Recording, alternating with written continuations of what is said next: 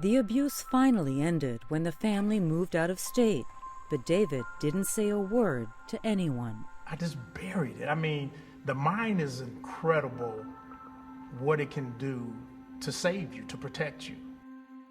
I kept myself busy. I didn't like for my mind to be idle, because when my mind was idle, I get the flashes of what happened. I spent a lot of times always wondering, is somebody gonna find out that a man had sex with me? Even after he got married, David still couldn't bring himself to talk about what had happened. Until one day, there was an unexpected trigger.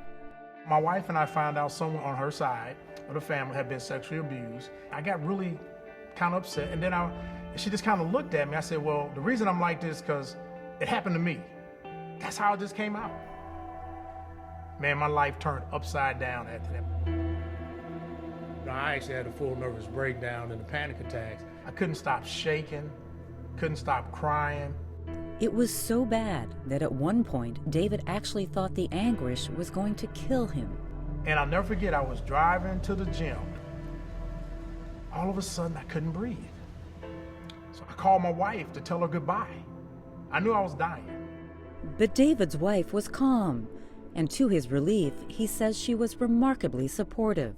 She became his rock. And thank God for my wife, who's a registered nurse. She would basically patch me together so I could go out to a meeting, and then I'd just come home and basically fall apart. There was a time I would pray, just take all this from me and I never have to deal with it anymore. I actually had to go to counseling to know it was okay for me to be happy, to be successful. For a lot of men, if this has happened to them, sexual abuse, they feel like they're not a real man. And so to actually tell someone that it happened, and they don't reject you, and they see you as just as much of a man, wow, that's a huge burden off people's shoulders.